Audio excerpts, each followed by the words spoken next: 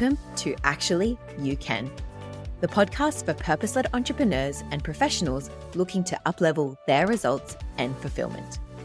I'm your host, Myth.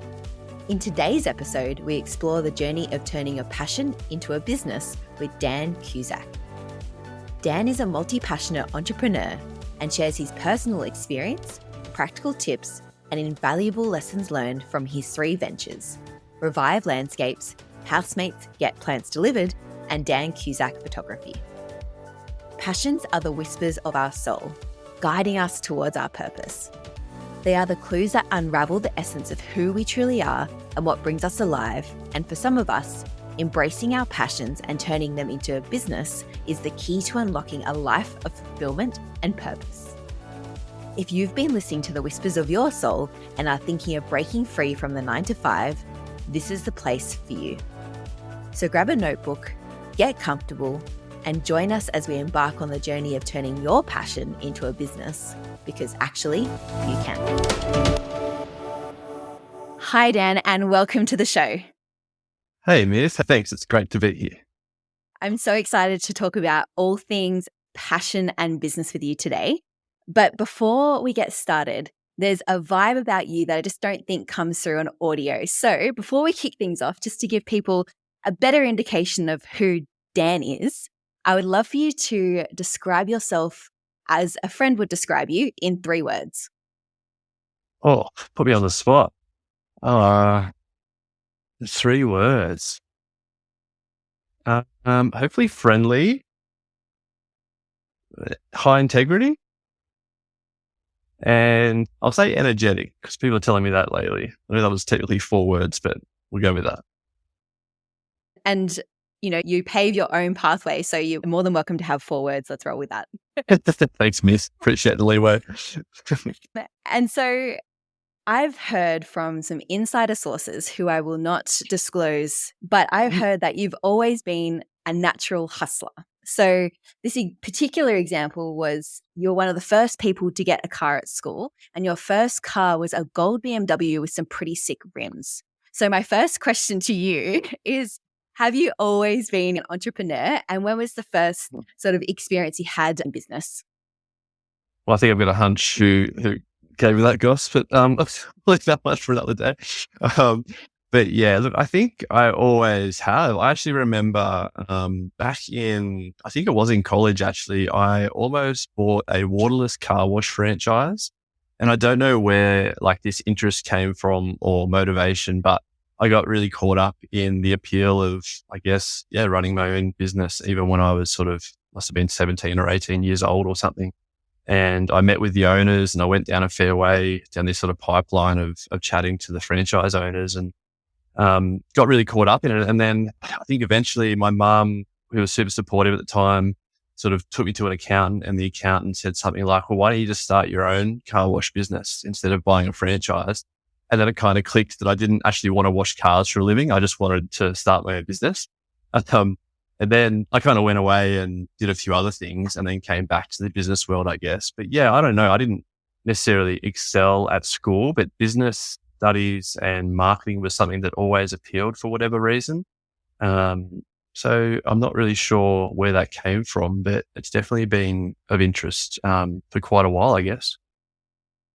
Yeah, and it sounds like it's been something that's naturally been part of your life. I like to see strengths as something that people, if they have a particular aspect as a strength, they don't even notice it. It's those people from the outside give you feedback on it. So I'd say that sort of entrepreneurial skill set and mindset is something that is just innate within you and something that is one of your natural gifts. And so I'd love to hear a bit more about your first business. What was your first business? Well, I guess, the first business that I did is still going, which is Revive Landscapes. So that's a residential landscape construction business. And that's been, a long journey. It's about 11 years old now. And it's kind of cool to reflect back on how that's grown, sort of, classic story of starting in, a cheap ute and then a toolbox. And then now I've kind of got, 4 or 5 vehicles, a couple of bobcats, excavators, trailers, and too many tools, and 3 staff working for me. And we're doing some really, really exciting large residential projects. So that's been a really cool journey over 10 years, and I'm still really involved in that and really enjoying what we're doing. So that was, I guess, that's been the first and current business, which I'm super proud of. And how did you get into the business?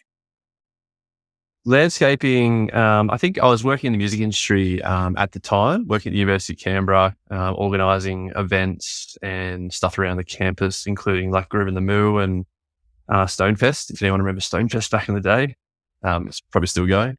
And then I had a lot of mates that were doing different apprenticeships or trades, and I saw they seemed to be enjoying it, and I liked the appeal of kind of working outside, working with your hands, and the sort of the growth potentials of that. And then as I was learning that, I felt pretty restricted with the opportunities in the music industry of Canberra. I just started to, at the same time, I guess, just develop a bit of a passion for gardening and composting and worms. I think it's important to mention that I just somehow started watching YouTube videos about worms, and that became an interest. I don't know where that came from, but it just did. I'm reading a book on soil at the moment, so I guess that interest is still there. And then I guess I just wanted to try and turn that interest into a career. And then I sort of got a job landscape labouring with someone relatively quickly. And then after about 10 months, I don't know if I always say like stubbornly or naively, just thought I could do it myself. And then ever since then, I've just been trying to make it work, I guess. I'm really interested now to go away and YouTube worms. I'm interested to see the sort of videos you would have been looking at. But we'll save that for another time too. Just be careful, you'll go down a rabbit hole. I can only imagine. And so I know that landscaping is just one of the passions that you have. What else would you consider is a passion of yours? Yeah, well, photography is the first thing that comes to mind when you say that, I guess. That's something I'm still dabbling at, and happy to say that it's sort of getting more frequent in my life, which I'm kind of really excited about, but that's taken a long time to kind of nurture. So yeah, photography is probably the next thing. And then I guess plants is worth mentioning. And just gardening in general. I mean, I know I've already mentioned the landscaping, but I'm actually quite passionate about just trying to get more people into the act of gardening. And I see, my business with the plants, a good way to sort of tap into that passion. And then I guess, music is still a very big passion of mine, which is why I had that job in the music industry sort of back in college or after college. So I studied music business. So that was, I guess, if we go back to, that innate interest in business and entrepreneurship, I knew back then that I didn't necessarily have musical talent, that I thought that I wanted to work in the music industry, perhaps as like a band manager or venue manager or something like that. So I went away and studied music business to try and tap into that industry in a different way. And that's how I got a job there. So I guess I'm really lucky that a lot of the passions I'm still pretty heavily involved in, really. I mean, there's probably other things, I guess you could say, like sport and health and fitness and stuff like that. But that's probably a few to start with. You're a multi-passionate human being, and I love it. And so as we move on from that, I'm interested to hear, at what point would you consider turning a passion into a business? So there's lots of things here that you're interested in. I feel that's a leading question because I know some of the businesses that you have, but at what point would someone potentially go, hey, I love this so much, I would like to make it a business? What was that for you? Yeah, I mean, like I said, photography has been something, is probably a good example there, where it's something that I've enjoyed for a long time. And I guess for me, you kind of call your own bluff a little bit if you call it a business, because then you have to do it for real. At least for photography, that's kind of how I see it. Like, it's pretty easy to just offer to take friends for people, or photos of friends, or, just walk around the street and take photos. But if you want to actually get paid and do it as a profession, I guess that's when you have to, kind of take it seriously and test your skills in the real market as a professional. So maybe, I think there was probably a bit of a challenge there, that I wanted to actually push my skill and test myself a little bit. And of course, as always, it's good to get paid for things you do. So nice to turn that into a bit of extra income as well. And then, I mean, the business around the landscaping, I mean, that was probably more out of a necessity of me wanting to sort of be my own boss and walk down that path. And then for the plants, I mean, I saw an opportunity there of a way that I could sort of turn that into a business as well, I guess. Yeah. And I think you touched on a really good point with the photography aspect too. It's as soon as you try to turn a passion into a business, the way you view the activity changes. So I can resonate with that from the fitness industry. It used to be something that I did full time and I needed to generate money from. So at some point, I started seeing clients as money.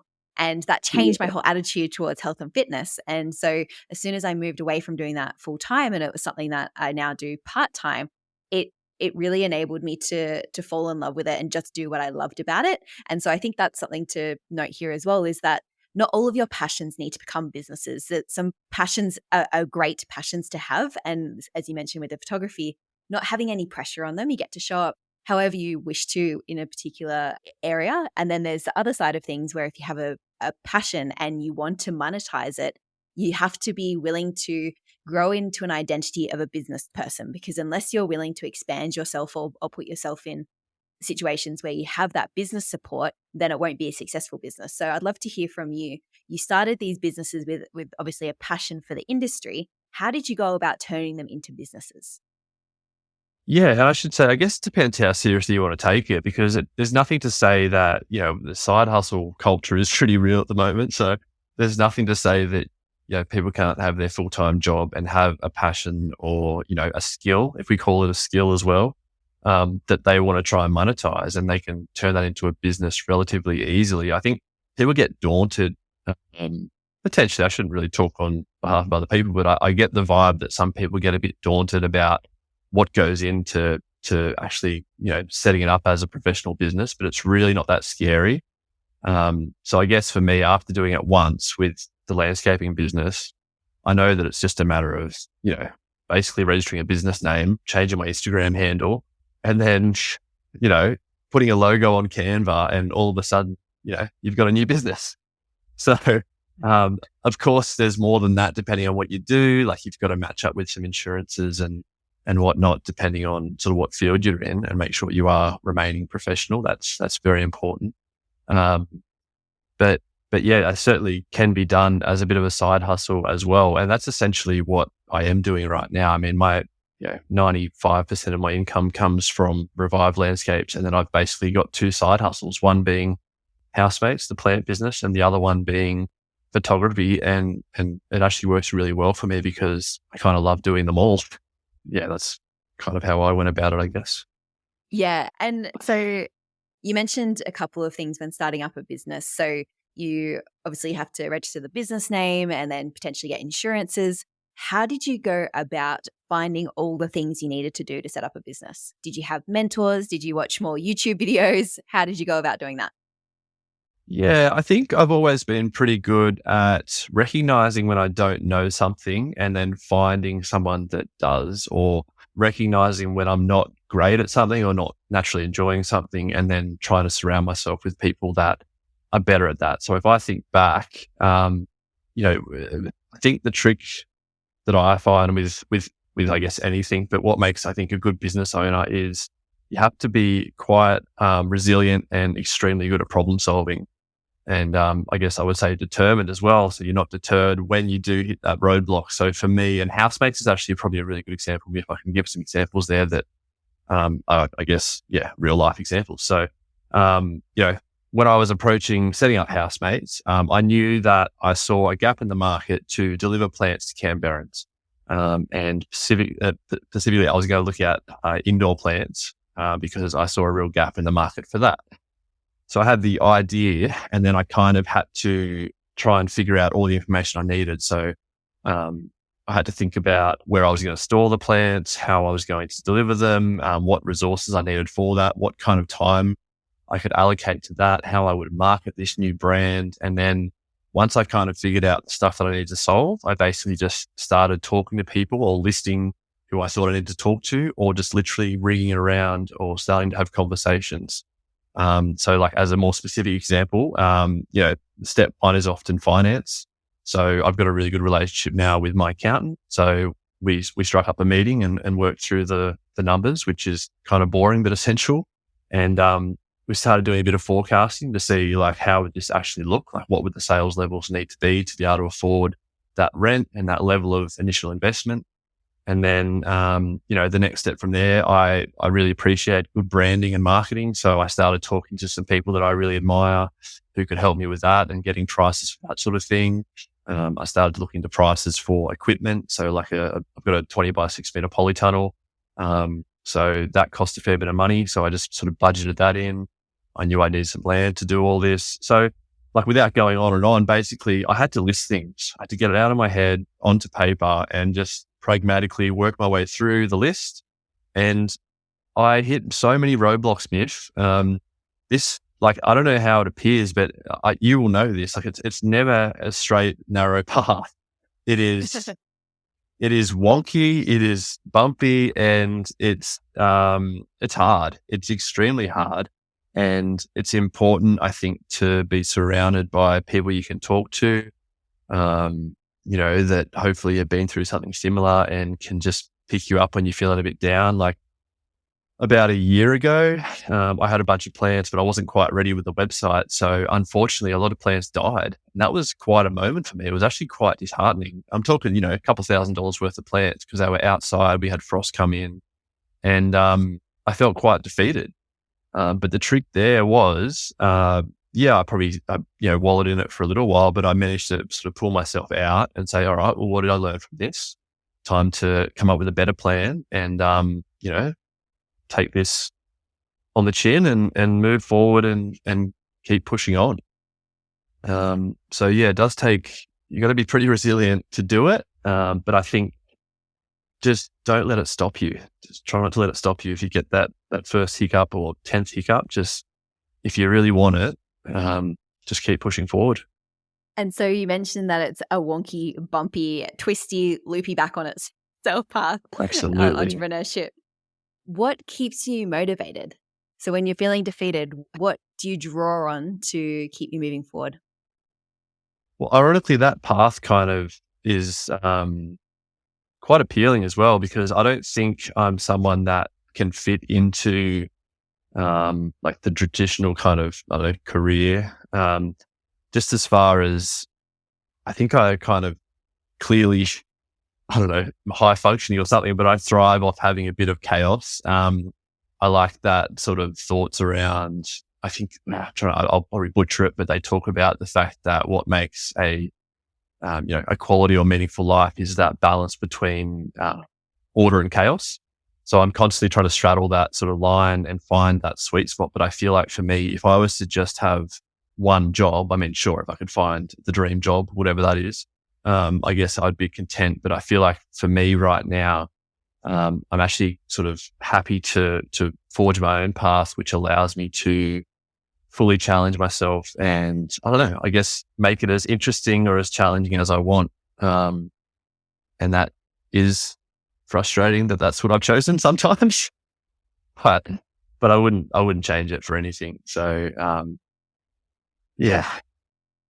You touched on a really good point there, the need to have order and chaos, and that's just an innate human need. And some people choose what chaos they want to experience, or others find themselves being the victim to chaos that's put upon them. And I think if there's one way you want to put chaos on yourself, start a business. That's one way you can do it.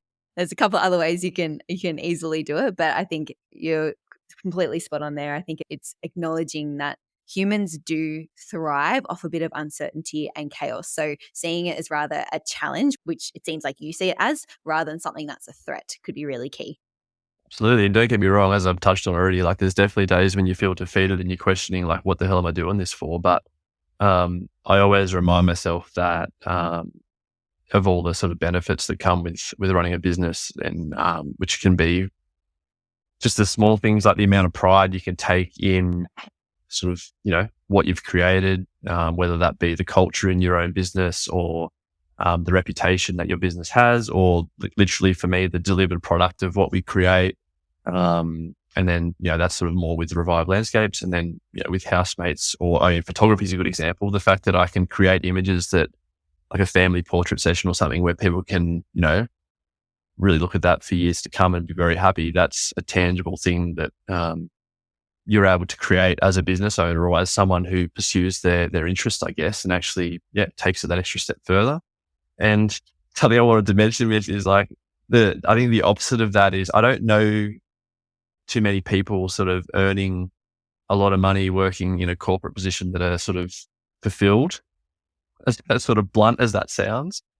So I think there's a lot of fulfillment in running a business. As big as the challenges are, I can honestly say I feel very fulfilled. And I just don't know if I'd have that same level of fulfillment if I chose to just work in the same job for the last 10 years. It's impossible to know. But that's just kind of my gut feeling, I guess. Yeah, and you touched on a really good point here as well. And I think, let's call them your traditional 9-to-5 corporate roles. I think they serve a purpose for a particular person at a particular point in time. Don't get me wrong, entrepreneurship isn't for everyone. And I think there's a particular person who is built for the corporate environment and their goal is to climb the corporate ladder, and that's what fulfills them. But I completely agree that if someone finds them not feeling fulfilled in that traditional role, that they don't need to settle. There are other options out there. And I think COVID was probably really helpful to shake up the traditional 9-to-5 corporate role with the introduction of hybrid workplacing and potentially more flexible schedules. I think that's helped people to feel more comfortable and a bit more fulfilled in those roles. But I completely agree. I feel like there's a lot of people trying to fit themselves in the 9-to-5 mold that would benefit from exploring other options. Yeah, for sure. And I think another thing that it sort of touches on is you can actually make it work for your lifestyle. Like, and it's important to mention that it's not going to come easy. Like it's going to be a lot of hard work and perseverance and all that stuff. But for me, as a clear example, like, I love the idea of working with plants and having more people gardening and stuff like that. So rather than, I could have just worked at a nursery or something, I guess, but I wanted to take that a step further and be able to engage with more people and hopefully turn it into a lucrative business, and to then allow myself to have more of a lifestyle that can work for me. So one of the things I'm excited about with Housemates is that it's a scalable product-based business. So if I can hit the marketing correctly and then it just becomes like a logistics exercise, there's nothing to say that I can't sort of try and work my hours around. Say if I had a family, I'd be able to sort of make that really flexible work time, or I could employ more staff to help take some of the load off and stuff like that. It's a really scalable business, so there's potential for it to be quite profitable. But I guess the thing is you don't know either, and that's potentially something that puts people off. But that kind of is something that appeals to me. I think sort of going into the unknown is what keeps it interesting. And challenging, I guess, and engaging. Like I've been waking up really early the last sort of few weeks, and I'm still sleeping well, but I think my brain is just on and kind of running a million miles an hour with a bunch of sort of ideas and thoughts and stuff that I genuinely want to do. And as I said, it hasn't always been that way, but I just don't know if I would feel the same way if I was just working for someone else, I guess. And so on that note then, if you were to write a job description for an entrepreneur, what qualities would you say that person needs to have? You touched on some of them briefly. So they need to be resilient, hardworking, and what else would you include as a quality, as a must-have for an entrepreneur? Yeah, I guess it depends what world you're going in, but some stuff that I think some sort of habits or whatever that I've had to develop would be really effective delegation. So you hear that catchphrase from, well, I guess a lot of people, but particularly business owners that are really in their business. They'll say, I wish I could just clone myself. But we all have the same amount of time in the day. And look, I'm guilty of saying that too, but I think the way I try and reframe that is I just need to actually get better at delegating tasks and then managing them well. So I think those skills to be able to work with people and to show them a lot of respect and empower people, I think that's a real skill that I'm still developing, but I do certainly show my staff a lot of respect, and I absolutely try my best to empower and encourage them to sort of, do what is natural to them. I think having autonomy at our work is super important, and it's something that I lacked, I guess, when I was an employee. So it's something that I instill in all my workplaces now, where I'm trying to offer autonomy to my staff. So I think that's a pretty key thing. And yeah, I guess that time management is obviously huge. I've got quite a lot going on in my life right now, obviously. So I'm sort of finding that I really have to sort of chunk up my times into the different things that I'm doing, as sort of ways to manage all of that. I think, another habit that I've had to develop is patience. I've had to be really patient, with myself, but also with my businesses. Because I think it's easy as a sort of someone that's an entrepreneur or business minded to have this vision of where they want their business to be. But at the end of the day, there's no shortcut from A to B.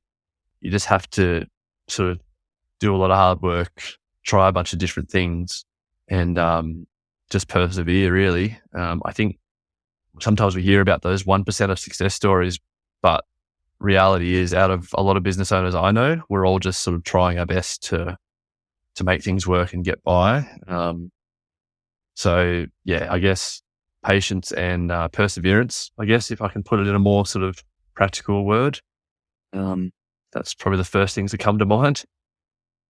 Yeah, and you touched on a good point there about the 1% success stories as well. And I mean, Instagram and social media has made people's success stories really accessible. And some of the messaging I see in my particular industry is, I've become a millionaire in 12 months. And Yeah. there's a lot of that sort of narrative going around. What's your thoughts on that narrative, and what impact do you think that's happening in the entrepreneurial space? I think it's super negative. I mean, it's inspiring, I guess. It's important to have aspirations. But I mean, I listen to some Shopify podcasts, and it's not, they're basically people that are like, John's Jam. And, I was making jam in my kitchen and selling it in the market. And now I've got a $24 million manufacturing plant where I'm, making all this money. But I got lucky. I met these investors, and they knew a lawyer, and they did all this stuff for me for free. But I've now got a successful business. I think it's kind of, I don't know, I get nervous about those stories because I think they give a false impression of what it takes to get there. And I understand the purpose of them. Like, obviously we want to hear the success stories so we know what to aim for, but I think it does paint a bit of a false picture of the journey. I mean, often in those stories, you'll hear them sort of touch on, but we went to the markets every weekend for 10 years and then we got our breakthrough. But I think that's normally like a 10-second snippet in a 1 hour podcast or something. So I don't know. I think it can be a little bit dangerous, I think. And probably, hopefully not, but potentially deter people even further, because they probably see that as like an overwhelming prospect.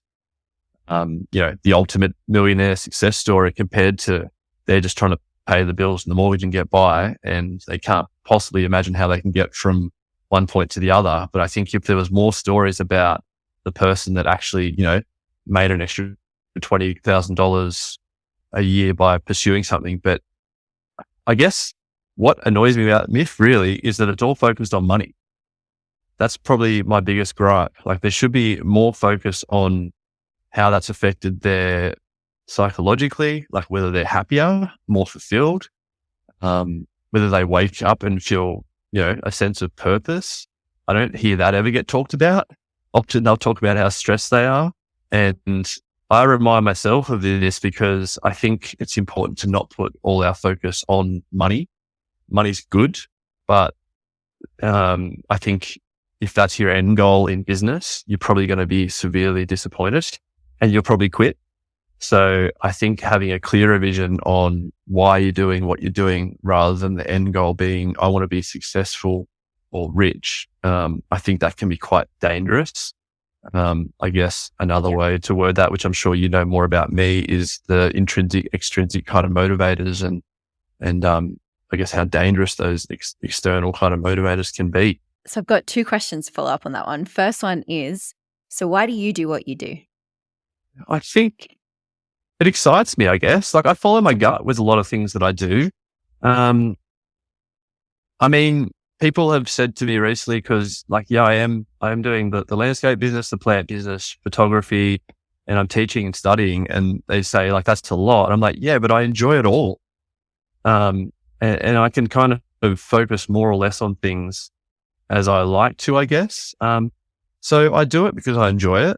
And, of course, like with the Housemates business, I'm doing that because I can see it being a more successful business that's going to fit into my lifestyle.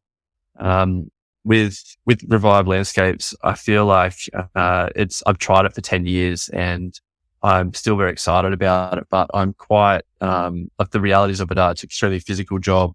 You're very restricted by labor resources, which are getting harder and harder to get. So I'm trying to figure out a next path for me potentially in the next few years, I guess.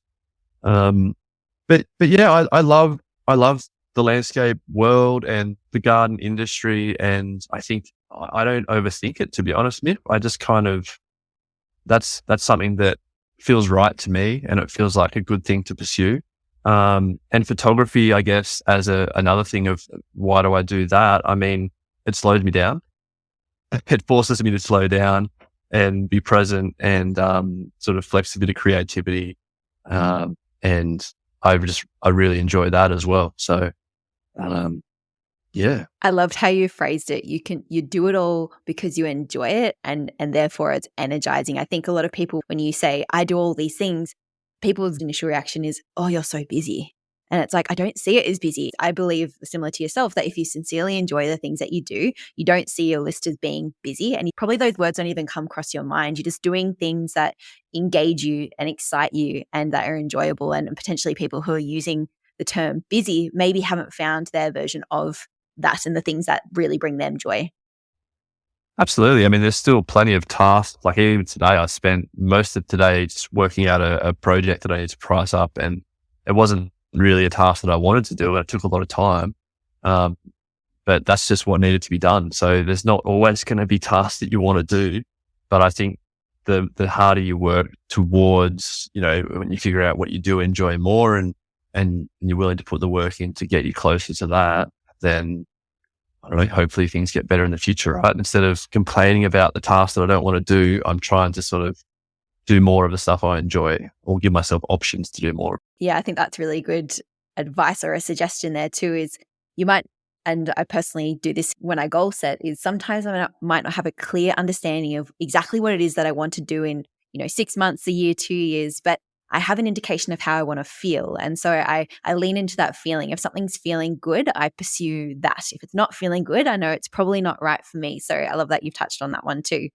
And I'm interested to know as well, you mentioned that around some of the success stories of business, people talking about how much money they make and the money being sort of the main driver for some people who share that messaging.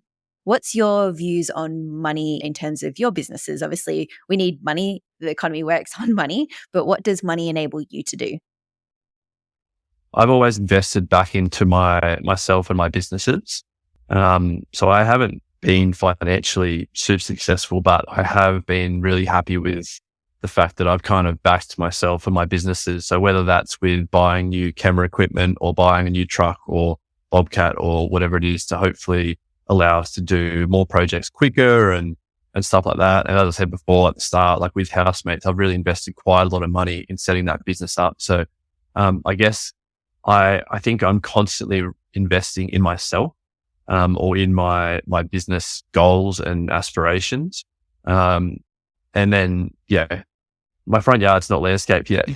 So, like there's always going to be a trade-off. But for me, I kind of just follow my gut. Like I'm pretty good at assessing the situation. Like would this Bobcat or would this, second tip truck, for example, would a second tip truck be a really big advantage for my landscaping business? Well, yes, it would. It would mean I could run 2 teams. I could employ more staff. We'd be more efficient. Things would get done quicker and easier, which would hopefully lead to more profitability for my staff and for myself. And then in future, we should be in a stronger position. So I'm not probably the best person to talk about like being extremely profitable, but I think I do have a pretty good relationship with money as far as, I reinvested, I think. And I try and back myself, I guess. Yeah. And it sounds like for you, money is also linked to growth as well. Whereas people who And the sort of person, they dress in designer clothing, they have really lavish cars and properties and stuff. There's also money, and I've worked in previous environments where this has been the case, that's money is linked to power. Or for some people, money is linked to freedom. When they get X amount of money, that means they can do whatever they want. And it sounds like for you, I think for everyone, there is some sort of link with money and freedom in there. Obviously, we need some level of income to be able to survive in this particular world. And I also think for you, it sounds like that the money is also linked to your growth. You continue to invest it in yourself and your businesses. Is that about right? Yeah, it's about right. I mean, of course, I'm driven by becoming financially independent. Like that's a goal for sure. And, my partner and I would love to potentially have some land down the coast somewhere and have some tiny houses and, other business ideas or just a lifestyle idea. There's always aspirations, but I'm not hanging my happiness. If that doesn't happen, I'm still going to be happy because I'm trying to build a life right now where I fill it with things that I enjoy. And I guess I hope that the money. Yeah. Yeah, that's excellent. I want to backtrack a little bit to where you mentioned that one of the skills that you've had to develop was delegation of tasks. And I can't remember where I heard someone say this to me before, but they were like, Miff, no one's going to care as much about your business as you do. And I was like, that this is true. I mean, for your businesses, it's your brainchild. You created it from scratch. And when you start building a team of people around you, and I feel like some entrepreneurs get stuck into this trap. They get annoyed and frustrated when they feel like their team isn't as invested in their business as they are. And as someone who has team members, I'm curious to hear your thoughts on that. Yeah, I think that is a bit of a catch-all saying that I've definitely probably heard and maybe even been guilty of saying a lot myself. But I think the way I try and keep a more positive spin on that is that there's people that have skills or they're naturally sort of gravitated towards tasks better than I am. And it is hard. Staff is the hardest thing. It's having staff, particularly in, say, my landscape construction business, is very, very difficult to find people that can be invested and basically accept an hourly pay rate. Of course, it's going to be hard for them to be as motivated. There's not really an incentive for them to say, get that project done a day sooner. Like they're going to try their best. But as a really positive example, I've just found an awesome virtual assistant here in Canberra who's just been an absolute savior. And she knows how much I appreciate it. She's probably listening to this, but that has just been incredible. So that has been something that has just going to potentially change the direction of the business as far as speeding up what I can get done and reaching my goals faster, because we are all limited with what we can do ourselves. So with effectively delegating tasks to someone that has a very strong admin and marketing background, that hopefully is going to mean that we can take the business in a stronger direction faster. And what was the trigger for you to go out and find staff? Obviously in the landscaping space, I'm assuming that you just needed more people to do the work. But in your other businesses, what triggered you to start outsourcing? Yeah, I mean, the landscaping is pretty easy. I mean, the more people, well, not the more, but if you can get sort of 3 is a bit of a sweet spot for a team of a landscape crew. So if you have a crew of 3, you can kind of be fairly efficient and get through the projects. I'd love to get more staff for that, but we just can't right now. The industry's just hasn't got staff. But as for Housemates, it always is a fine line because, of course, I would love to put on more full-time staff, but at the end of the day, you have to pay them. And I'm not really drawing a big income from that business. So I guess it's a fine balance between, again, it comes back to investing in yourself and kind of backing yourself in that. I'm going to lose money probably on resourcing for the next year or two, but hopefully that sets me up in a really good position in the future that will have a really good foundation to grow the business. So, I mean, there wasn't necessarily, it kind of just happened. I mean, I just mentioned it to a friend who happened to be working with the same virtual assistant and, we got in touch, and you can always start small too. I think with staff is another thing for people to remember. Like you can start on a small commitment of, could be even 5 hours a week. Like it doesn't have to be huge. And then as long as you're honest and transparent with the direction of the business and, where you see their role being in the future, then offering them that scalability. And that's basically exactly what's happened with Housemates. We started it literally 2 or 5 hours a week. And we're moving forward now. Amy has more capacity. So we're talking about, well, let's tap into that marketing brain of yours and look at ways that we can get you to help more to then free me up to do the sales or whatever I need to do. Yeah, and it's sounding like you don't need to go from no one to hiring someone full time. And I probably wouldn't recommend many entrepreneurs do that, because it's obviously a risk to yourself, but it's also the risk to the other person, right? And so the suggestion to start small with whatever you can, just to, I guess it's also for you to start practicing the skill of outsourcing and having a team member on there, because it is different having someone in to help grow something that you're so passionate about and that's your brainchild. I feel like that's a big transition for any sort of solo entrepreneur getting into business is hiring your first team member and bringing them along to the journey as well. Something else that I've done, Miff, is I've reframed it, particularly with Revive, where I work for Revive too. So you treat like the business as a separate entity that you work for. So you're all employees, including the director. And if you're trying to do, say, an admin task and you hate doing admin, then employ someone else to do that role. Find yourself. So I might be stronger at doing the consults, the quotes. I should be doing that. That's going to be bringing in the income.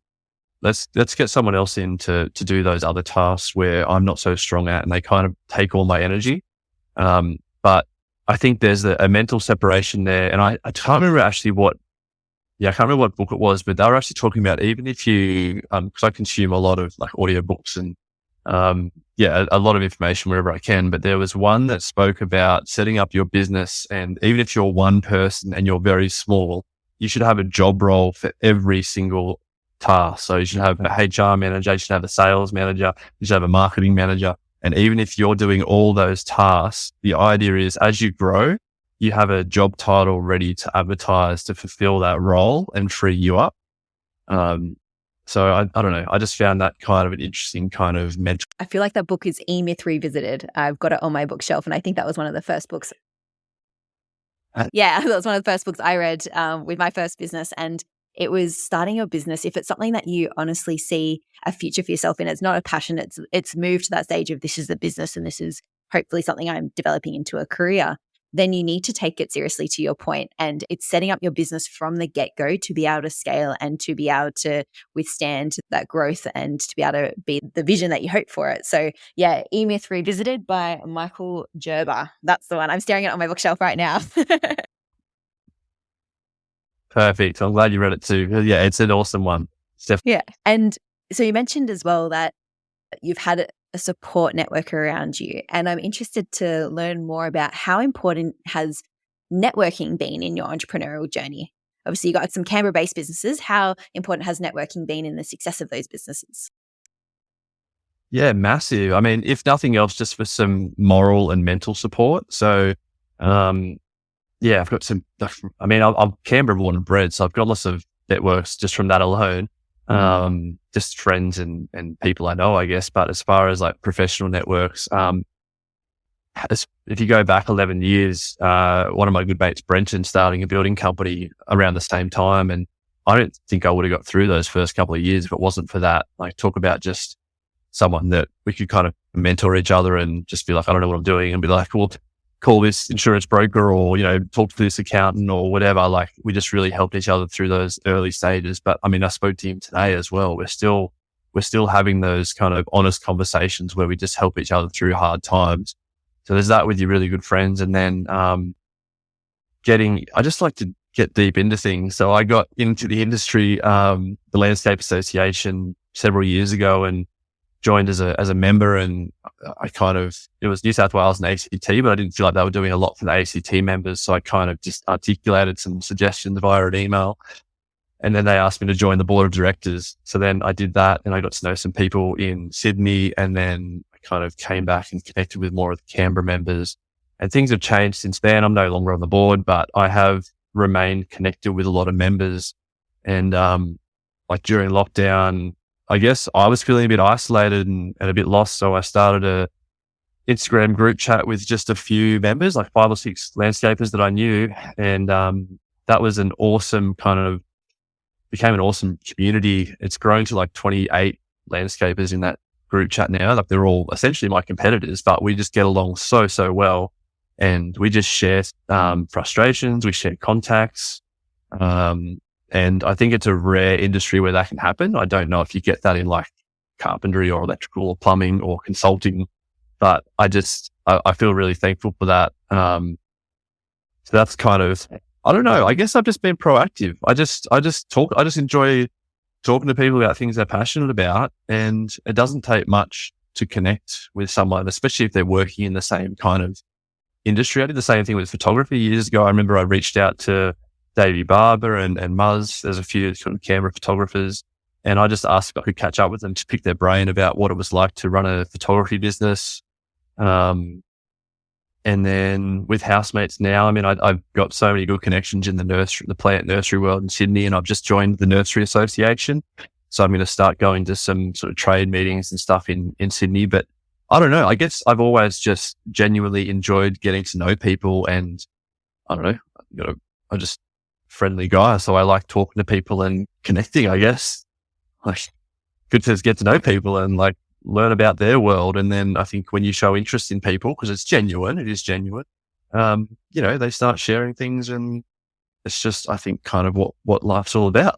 Yeah. And it is something I feel just comes naturally to you, is community building, and you do get that genuine sense of care coming from yourself every time you're talking with people, and even through all your content, there is that genuine sense of, I'm here to serve you, which is really beautiful. And I'm interested to hear a bit more about, when you mentioned the group of landscapers are essentially your competitors. What's your view on, and I feel like anyone who's starting a business, unless you're like Elon Musk or something like that, or you have a really great idea, in which case, please DM me and prove me wrong. But chances are the business idea that you have is probably being done somewhere. So you're entering a market where there are potentially competitors. What's your view on the term competitors, and what does your relationship look like with them? You've alluded to it briefly, but I'd love to dig into that a little bit more. I think it depends how established and confident you are in your business. Like Revive's really quite established now, so I'm really not, I don't want to say the word threatened, but I think there's just enough work out there in that industry that no one's threatened. I think we all just support each other.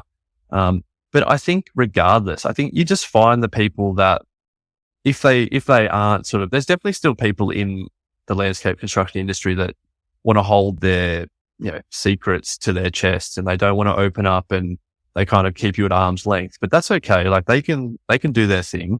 There's 28 other people over here that actually are happy to chat about all this stuff. And so you kind of find your community, I guess, within your industry.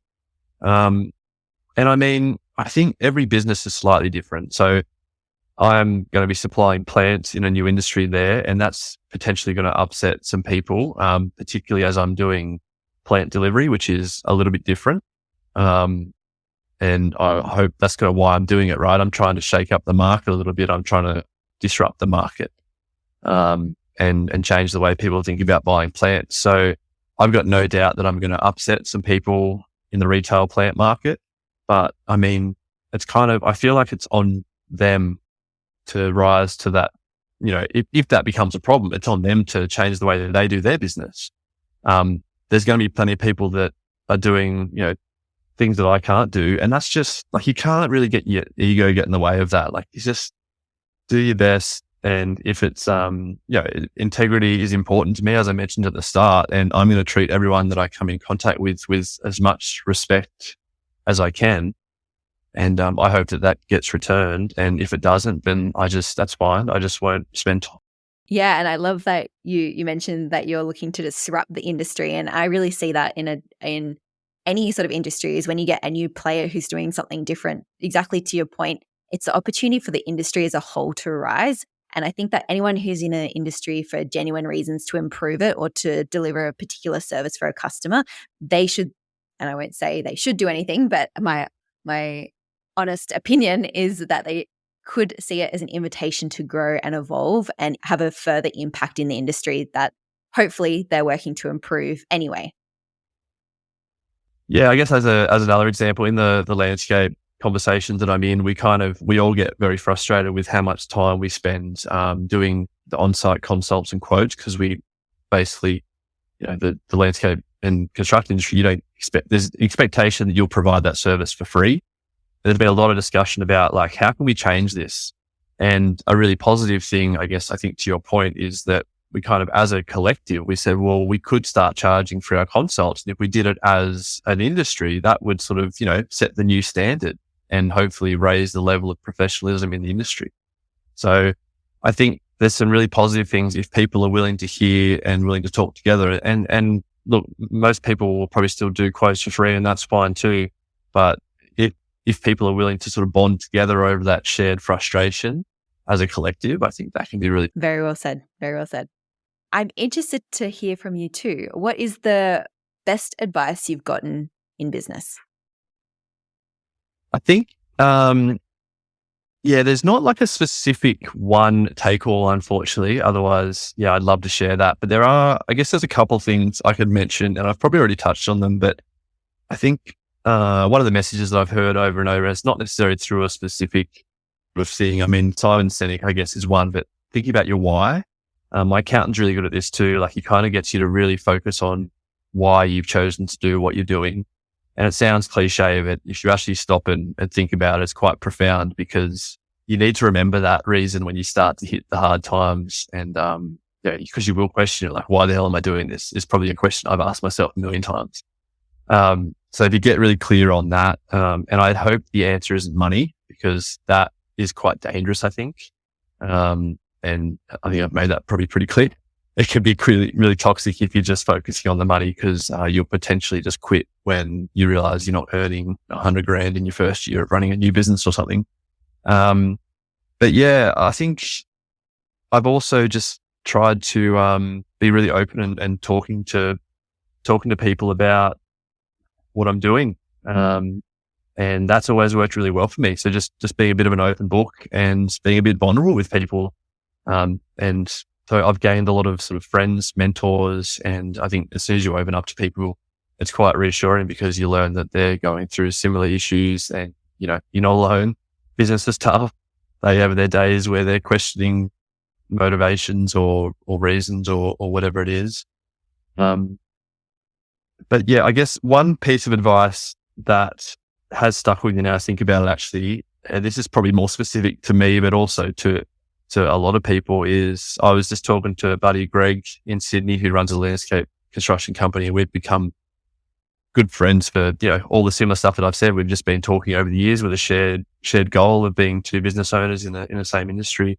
And I was talking about all the stuff I had going on, and his challenge to me, which he's always been really good at challenging me, is he just said, what can you drop? What you've got going on right now, can you drop? And straight away I said, I'm teaching 8 hours next semester. That's going to be too much. I should really drop that brick and block work subject on a Wednesday afternoon. He's like, all right, well, I'll leave that with you. So sure enough, sneaky guy, but I did. I went and very politely said, look, I'm sorry. I think I've overcommitted myself. Next semester, is any chance I can maybe get a different teacher to take on that class? I'm happy to be a relief. And instantly I just felt that it was the right thing to do. Like, I was already stressing ahead of the semester about what I'd committed to. So I think that advice around, what can you remove from your life, especially for me right now, is something that I'm sort of constantly challenging myself with. And that's some advice that I would. That's some really powerful learnings and advice there. And I think especially anyone who has that innate drive to be an entrepreneur, chances are you don't need to tell them to do more. It's what can you make more space for to be able to get you closer to your goals, probably more efficiently. And so I think it's worth everyone having a regular check-in, probably whether you're in business or not. What can you drop to be able to fully experience or to fully grow or be more efficient in particular areas? I think it's something that we all need to ask ourselves.